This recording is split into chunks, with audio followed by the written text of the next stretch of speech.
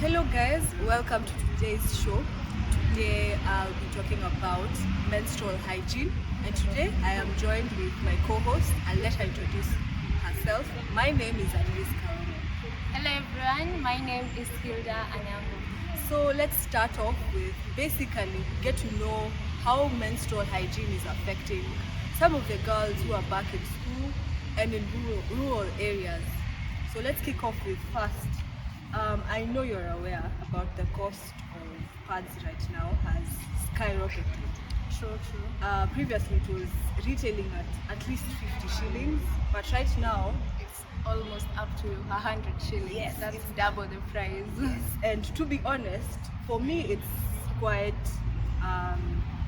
something. It has affected my budget because obviously you can't get it through with one. You need at least two for the month, and that's roughly 200 shillings.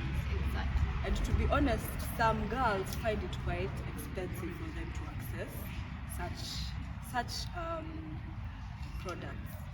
And that has been a major issue among girls who are actually from underprivileged families, because you find the extent to which they go to afford these sanitary towels and sanitary pads.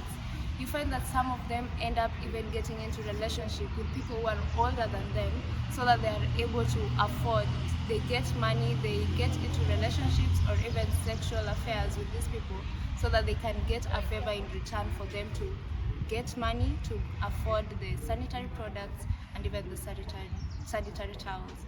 And you find that this is one of the issues that has led to even early pregnancies and teenage pregnancies among our young girls, because you find that most of them, they cannot afford these products and they have no one to support them, because most of them are from very underprivileged families. You find that they are living in abject poverty to an extent which they cannot even afford the food that they are eating. So when it comes to something that is like sanitary towels and sanitary products, they're not given that priority as they should be given. And you find that menstrual hygiene is not something that should be taken for granted. But in such families, in such situations, it's not even given the priority. So you find that these girls have to look for alternative ways for them to be able to acquire these products. I quite agree with you, Hilda, there. So there's also this solution on reusable pads. There are some people who actually, yes, they can afford the sanitary towels, but they opt to use reusable pads mainly because first you use them forever. There's no need to be going back to the shops to get more pads. And also because some girls, as you've mentioned, they can't really access some of these products. So what's your take on that? What do you think about reusable pads? Is it something that you're also open to use eventually, or probably it's something that's a solution for some of the girls who can't access these products, hygiene products? What's your take on that? I feel like reusable pads could be a solution to the period poverty that is being experienced all over our country today. But also it's important to note that this is an issue of hygiene as well. In as much as it's going to be reusable, which is going to be convenient for those who cannot afford money to get products for menstrual products such as pads or even tampons every other month, the reusable pads might be a good idea or a solution.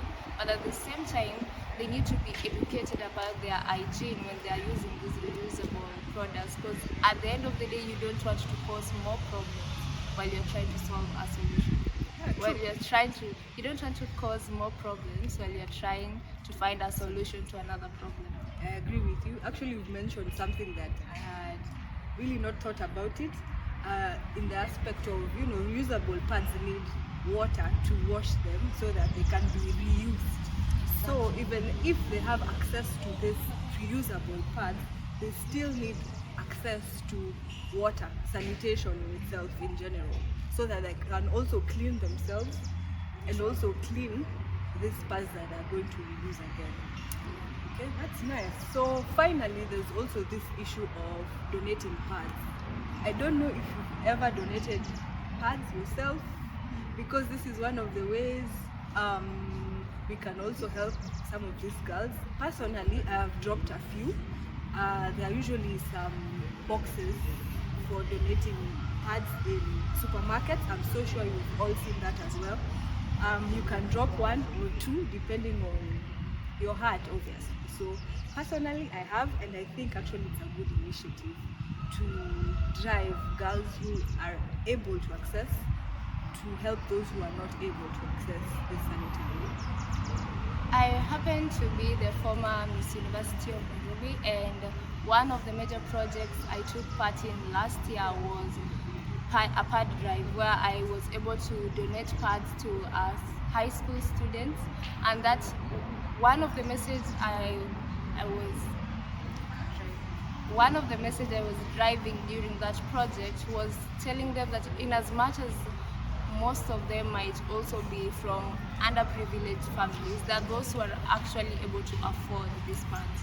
So when you find yourself in a position where maybe you can afford 1 or 2 or 3, it's a good idea for you to donate to that one person who can't afford even one, because you might find that you might also be struggling, not really in a upper class, economic class, but you might be able to afford maybe even 2. But there's that one person who can't afford even the single one, the one inside the packet. I kept on reminding them to always be able to support those other girls who cannot afford. And I feel like if we all join in together in the campaign to end period poverty, we can really go far. In as much as there's still so much more that needs to be done, because we need to find a solution that can be able to curb this period poverty that most poor young girls are facing out here. And you find that the extent to which they go to is they engage in such activities that are really detrimental to them and their well-being. Some even end up into prostitution just so that they can afford this period's products.